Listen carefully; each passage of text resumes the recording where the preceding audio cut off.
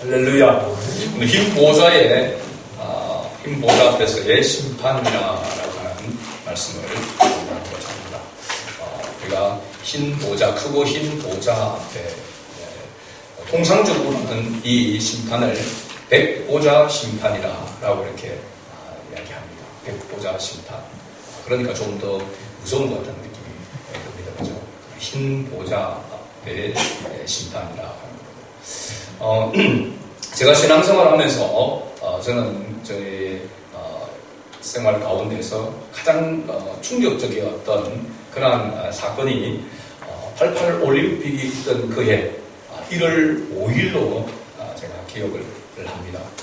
그때 제가 강원도 영월에 있는 기도원을 이렇게 가게 됐죠. 처음에는 기도원이라고 하는 것도 몰랐고 또 기도원은 그 전까지는 한 번도 가본 적이 없는 그런 곳이었습니다.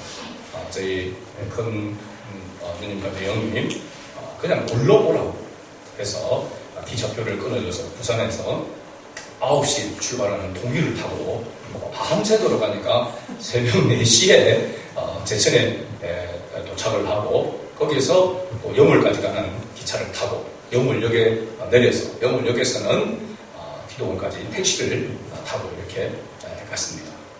그럼에도 불구하고 아직까지 겨울이나 1월달이니까 이렇게 도착할 무렵이 한 5시 반 정도였나요? 그런데도 불구하고 아직 좀 컴컴했습니다.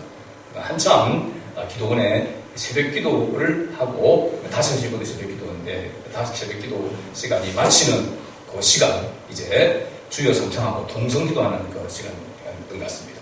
딱 문을 여는데 때마침 그때 동성기도가 시작된 겁니다. 쫙 하는데 그때는 기도원에 의자가 없었습니다. 한 1000명 가까이가 앉아서 그 소리에 깜짝 놀라면서 이게 뭔 이런 곳이 있나 싶어가지고 제가 충격받고 근데 머릿속에 딱 스쳐가는 생각이 이 수사반장이 모으는 이 이단 사이비 집단이라는 생각이 딱 들었습니다. 그래서 이거 건너나 명이 기도원에 갔다 가더만 이상한 데 빠졌구나 이런 생각을 하고 빨리 이제 나중에 마치고 오늘 바로 내려가야 되겠다. 차를 받아서 내려가야겠다 이런 생각을 하고 있는데 누님이 오후에 집회가 아닌 기도하는 시간, 기도 시간이 있으니까 기도를 받는 시간이 있으니까 그거 한번 기도만 받고 우리가 내려가든지 그렇게 해라 이렇게 올라왔는데 그냥 바로 내려가는 거는 맞지 않지 않느냐. 그래서 이제 차비를 받아와야 되니까 어쩔 수 없이 오후 2시에 안수기도하는 시간에 이제 가게 된 거죠. 제가 안수기도를 하는 시간에 기다려서 기도를 했습니다. 여자 원장님이 탁 하면서 뭐라 시물시물 하면서 보니까 방은 막 기도를 하는 거예요. 눈 위에다가 손을 얹어서 이렇게 기도를 하더라고요. 그래서 저는 눈 위에 손이 얹어지자마자 깜빡 정신을 잃어버렸어요.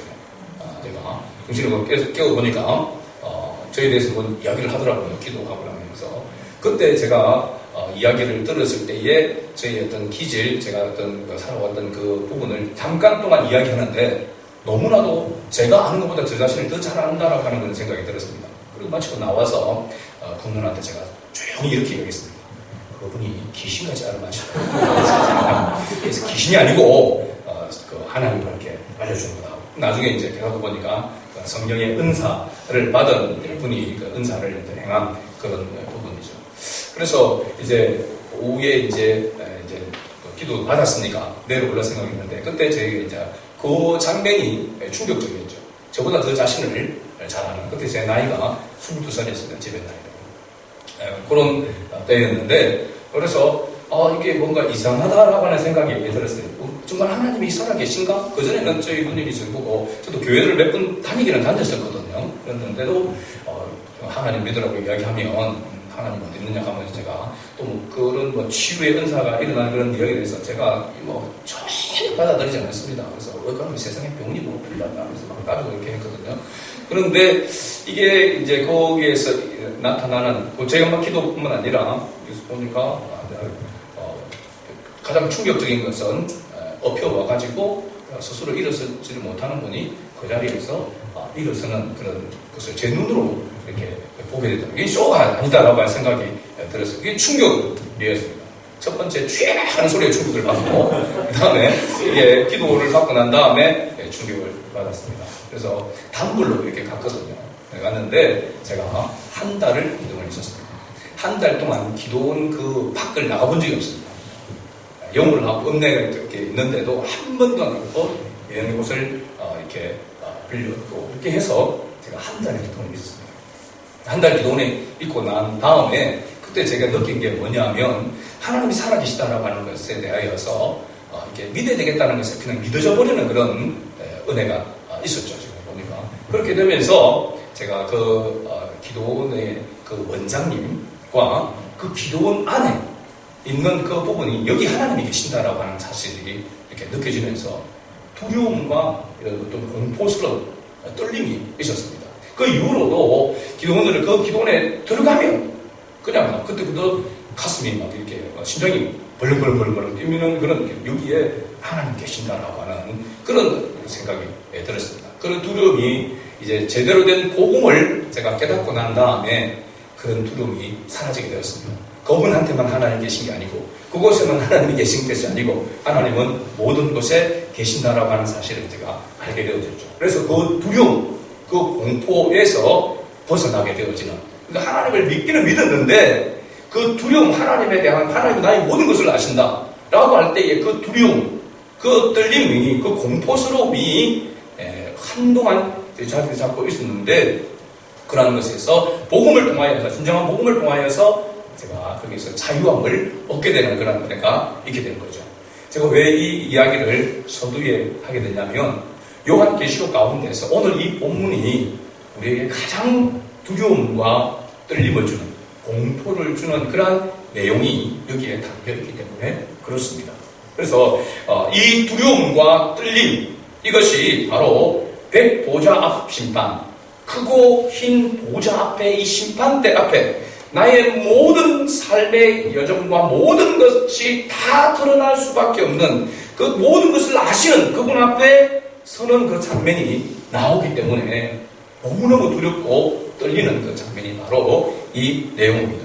11절 말씀을 보면은 사도 요한이 보니까 크고 흰 보좌와 그 위에 앉으신 이를 보니 땅과 하늘이 그 앞에서 피하여 간데 없더라. 땅과 하늘이 그 앞에서 피하여 간데 없더라마는 땅과 하늘, 이 땅에 사는 모든 사람들은 이 심판대 앞에서 피할 수 없더라 라고 하는 그 표현이다 라고 이렇게 봅니다. 우리가 요한계시록에 보좌라고 하는 단어가 자주 등장하게 되죠. 이 보좌라고 할 때에 그 당시 로마 제국에 황제가 앉아있는 그 자리, 그 보좌를 그 당시에 성도들은, 사람들은 다 그렇게 인식을 하게 됩니다. 보좌라고 이야기하면은 바로 황제가, 로마 황제가 앉아있는 그 자리를 얘기했는데 그 의미는 뭐냐면 절대자라고 하는 거예요. 절대자. 절대 권력을 가지고 있는 지존자. 또 나아가서는 누구의 아들입니까? 신의 아들입니다. 신의 아들. 신의 아들. 그죠? 바로 그 보좌. 그러면 그 절대자, 지존자, 바로 신의 아들로서의 앉아있는 그 보좌, 그 자리는 곧 뭐냐면 심판대와 같다는 것입니다. 사람의, 인간의 당시에 생사를 가늠하는, 판단하는, 또 좌우하는 그 자리가 바로 로마 황제가 앉아있는 그 보좌, 그 자리를 이야기하고 있는 것이죠. 그런데 우리가 지금까지 계속 요한계시록을 보면서 사도 요한을 통해서 주님께서 보여주시고 말씀해 주시는 것은 그 로마 황제가 가지고 앉아있는 그 보좌, 그 절대 권력, 지존자, 신의 아들이라고 하는 그것은 진정한 절대 권력이 아니다. 언젠가는 사라지게 되어지고 없어지게 될 것이고 진짜 절대 권력자, 지존자, 하나님의 아들, 신의 아들은 예수 그리스도다라고 하는 것을 말해주고 있고 예수 그리스도가 바로 그 보좌의 자리에 앉아 있는 자다라고 하는 것을 요한계시록을 통해서 우리에게 말씀해주고 있는 것이죠. 그래서 예수 그리스도가 영원한 절대자이시며 바로 하나님의 아들이시고 바로 우리의 구원자이신 메시아이시다. 그것을 깨닫게 되어지면 지금 로마 황제가 행사하고 있는 그 절대 권력, 그 권력 앞에서 교회와 성도들은 정말로 힘없이 무능하게 그냥 죽어갈 수밖에 없고 핍박을 받을 수밖에 없는 그 상황 속에 놓여 있지만 그 절대 권력은 절대로 영원한 것이 아니다. 영원한 절대 권력은 바로 예수 그리스도께 있다라고 하는 것을 말하면서 그 당시 교회와 성도들을 향하여서 소망과 위로를 가지도록 하는 메시지가 바로 이 요한계시록에서 우리에게 주는 메시지라고 하는 사실입니다. 12절부터의 내용을 보면은 사도 요한이 보았을 때에 크고 흰 보좌 앞에 서서 심판을 받는 대상자가 누구이며 그리고 무엇 때문에 심판을 받게 될 것이고 그 심판의 결과가 어떻게 나타나는지에 대해서 말씀해주고 있습니다. 물론 앞에서도 말씀드렸지만은 심판을 행하시는 이 보좌에 앉아 계시는 분은 누굽니까? 바로 예수 그리스도, 우리 주님이심을 말해주고 있습니다. 그렇다면 먼저 이 흰 보좌 앞에 서서 심판을 받는 대상자들이 누구인가라고 하는 것이죠. 12절 말씀에 보면 누구라고 이야기합니까? 죽은 자들이라고 말합니다. 죽은 자들. 그 다음에 이 죽은 자들을 향해서 큰 자나 작은 자나 이렇게 말해요. 큰 자나 작은 자나. 이건 우리가 수고와 같이 이어지는 것입니다. 이 말은 남녀노소를 불문하고 라고 하는 말입니다. 큰 자나 작은 자. 남녀노소를 불문하고 바로 이 심판대 앞에 선다. 이 심판대 앞에 서는 자의 대상자를 이야기하고 있습니다. 여러분 성경에서 그리스도를 영접하고 죽은 자들에 대하여서 뭐라고 표현하고 있습니까? 죽었다라고 안 하고 잔다라고 하는 표현을 예수님께서도 그렇게 사용했다라고 하는 것을 우리가 잘 알고 있죠. 근데 본문에서 죽은 자들이라면 어떤 자들이라면 바로 영적으로 죽은 자들을 이야기합니다. 그죠? 영적으로 죽은 자들. 좀 더 구체적으로 이야기하면은 예수 그리스도를 구원의 주로 고백하지 못한 불신자들의 영혼을 말한다라고 할 수 있습니다. 여러분 예수 그리스도를 믿는 사람은 죽어도 다시 살아나는 부활이 있다는 것을 여러분 믿습니까? 믿죠, 그죠? 부활에 대해서 믿습니다. 그러면 불신자들이 죽으면은 다시 살아날까요? 살아나지 않을까요? 불신자들도 부활합니까? 부활하지 않습니까? 헷갈리죠, 그죠? 요한복음 5장 28절과 29절 말씀을 띄워주세요. 요한복음 5장 28절과 29절 확인을 성경을 통해서 확인을 이렇게 해야 됩니다. 안나? 잘한 건 아니겠지? 요한복음 5장 28절에서 29절 말씀 같이 읽어봅니다. 이를 놀랍게 여기지 말라. 무덤 속에 있는 자가 다 그의 음성을 들을 때가 오나니 선한 일을 행하는 자는 생명의 부활로 악한 일을 행한 자는 심판의 부활로 나오리라. 아멘. 이 누구의 말씀입니까? 예수님의 말씀입니다. 그래서 예수님께서 선한 일을 행한 자, 선한 일을 행한 자는 예수 그리스도를 믿는 사람을 이야기하고 있습니다. 생명의 부활로.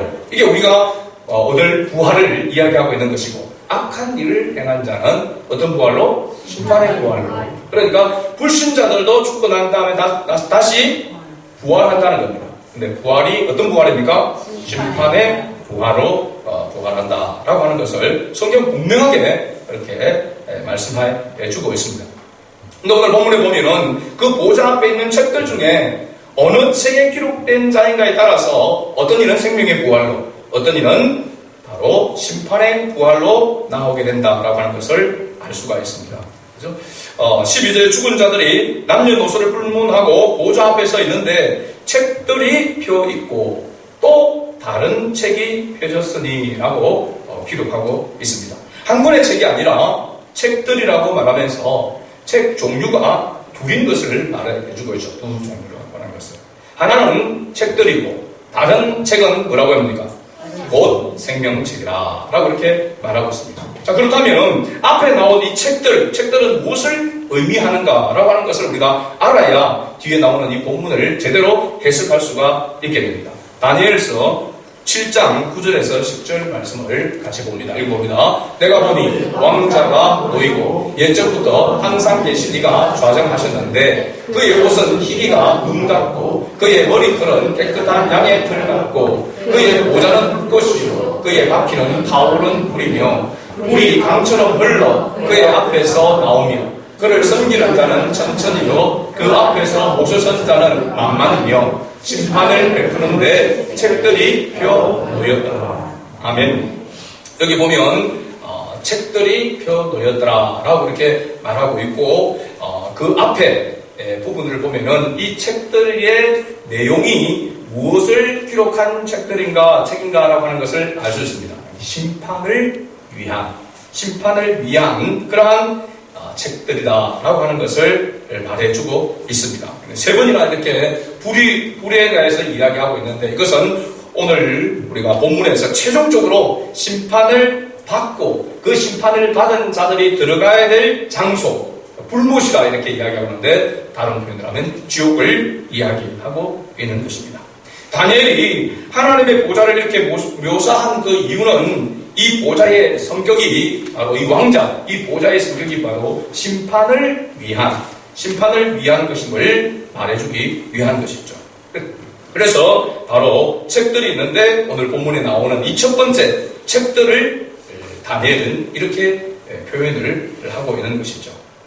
그래서 우리가 요한계시록 이 본만 보면은 잘 모르는데, 구약 성경과 이렇게 연관해서 이렇게 보면은 이렇게 알 수가 있는 것이죠. 이 책들은 바로 심판을 위한 것이고, 그 심판의 결과가 어떻게 나타날 것에 대해서 이야기를 하고 있습니다.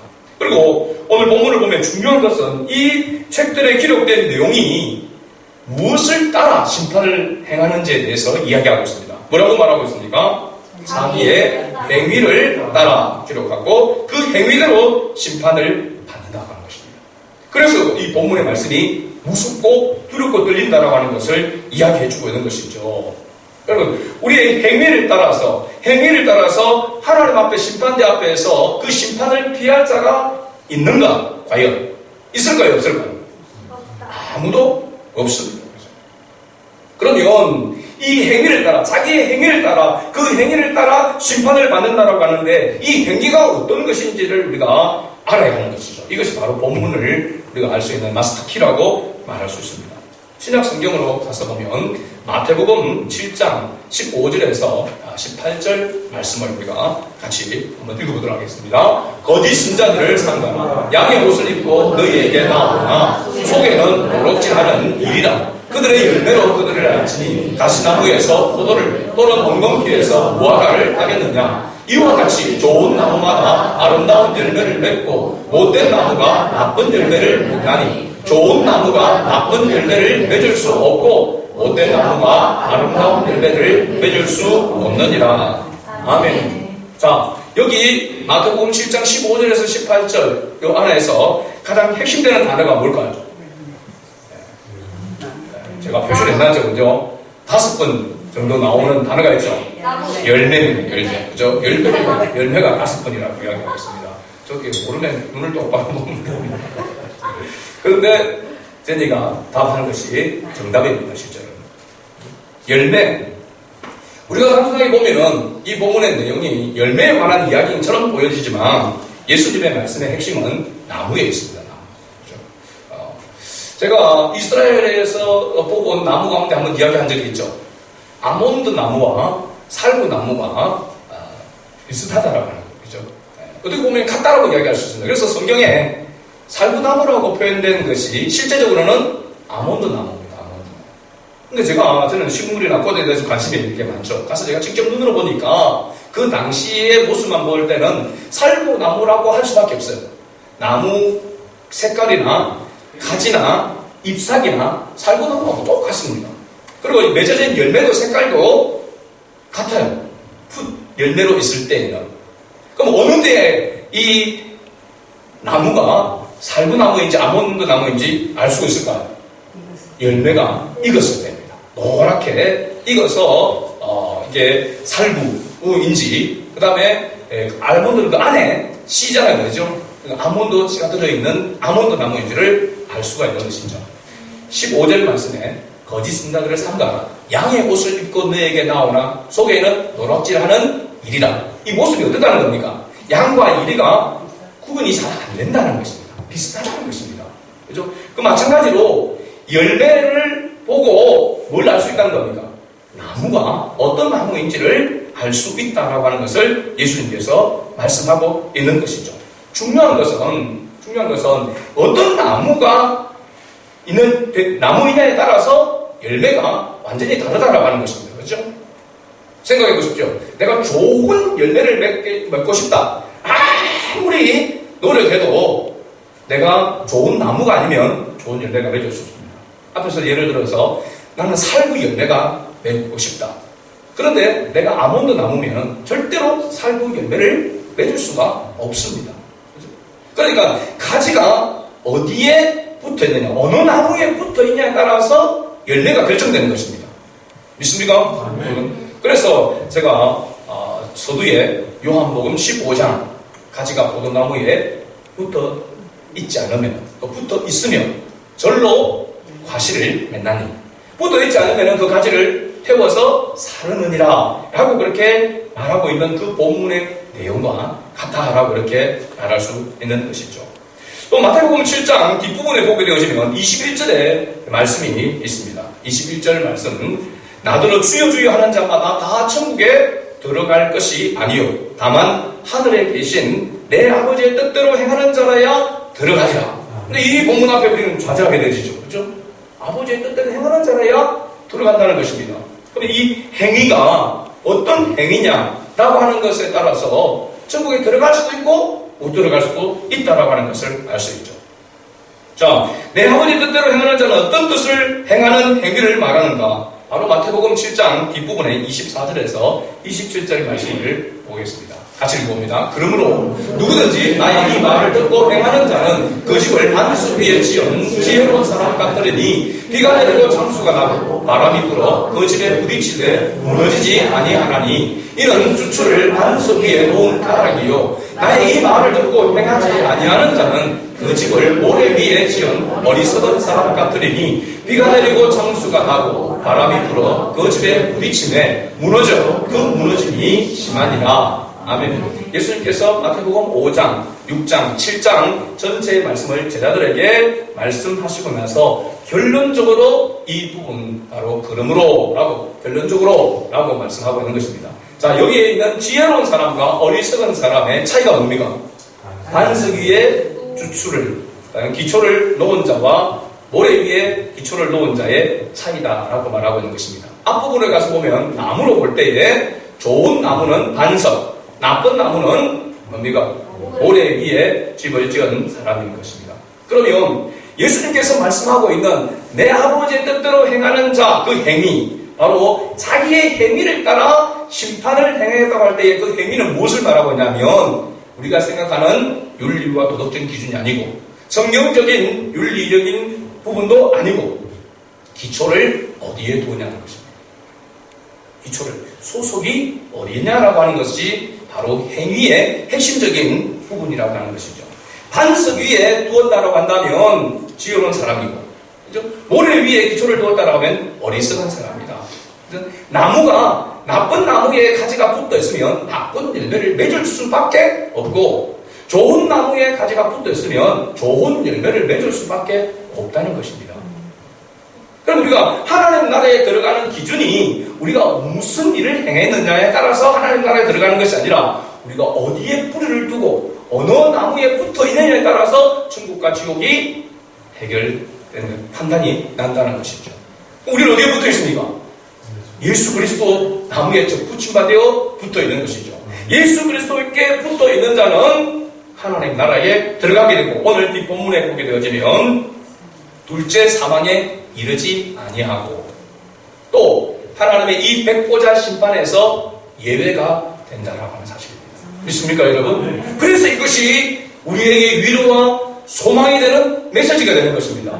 믿지 않는 사람들에게는 두렵고 떨려야 되는, 두렵고 떨려 공포심을 느껴야 되는 그런 내용이고, 믿는 우리에게는 이 심판대가, 이 보좌 앞의 심판대가 우리에게는 소망과 위로가 되는 내용이라고 하는 사실입니다. 굉장히 중요한 것입니다. 우리는 늘 행위를 바르게 해야 된다, 좋게 해야 된다라고 하는 것을 이야기합니다. 또 그럼 목사님, 예수 믿고 난 다음에 그럼 구원받았다고 해서 그러면 윤리와 도덕을 무시하고 말씀을 무시하고 내 마음대로 그러면 살면 됩니까? 그렇게 물을 수 있습니다. 그렇게 할 수 있다. 그래도 구원받는다라고 하는 사람들이 구원받죠. 그럼 우리는 뭡니까? 예수를 믿는 사람들이 행동을 마음대로, 자기 마음대로 해도 되고 말씀을 상관없이, 계명과 상관없이 살아도 된다라고 주장하지 않죠. 그렇게 살면 안 된다고 이야기합니다. 맞습니까, 여러분? 왜 안 될까요? 우리의 소속이 다르기 때문에 그렇습니다. 우리가 예수 그리스도께 바로 붙어 있으면 예수 그리스도께서 기뻐하시는 열매가 맺어지게 되는 것이죠.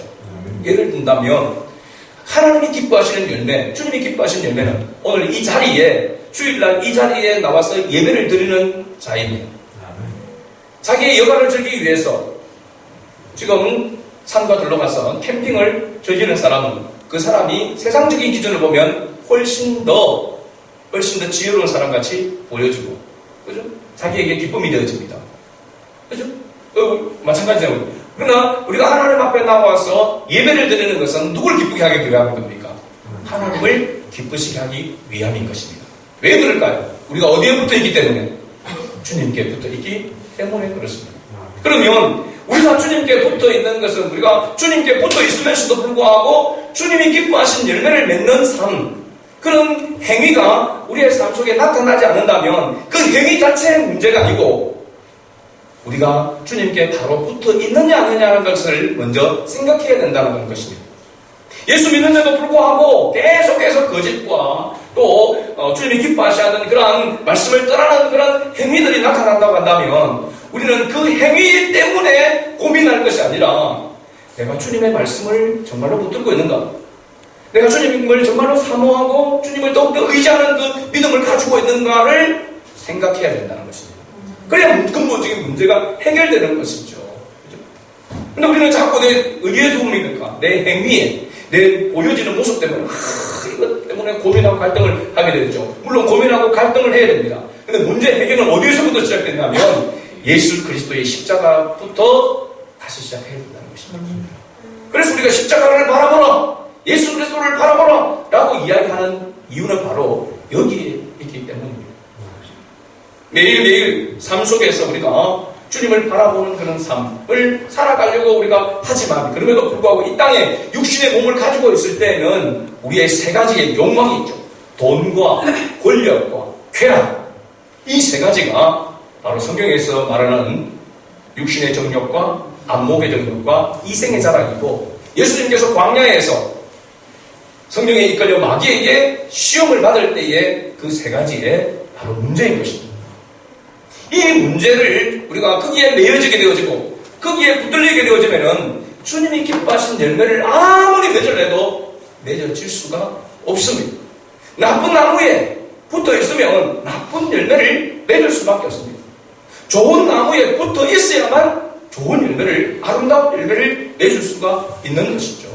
소속이 어디냐? 중요한 것입니다. 뿌리를 어디에 두고 있느냐? 중요한 것입니다. 예수 그리스도께 우리는 붙어 있어야 하는 것이고, 그 예수 그리스도께 내가 붙어 있는지를 늘 뭐 해야 됩니까?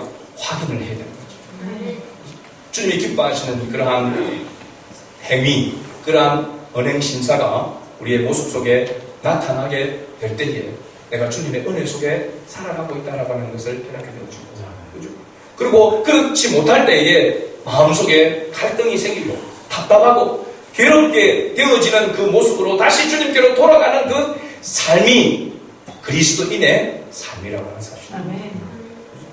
그런데 우리는 세상적인 기준을 가지고, 윤리와 도덕적인 그 기준을 가지고 그것을 가지고 판단을 하려고 하는 것입니다.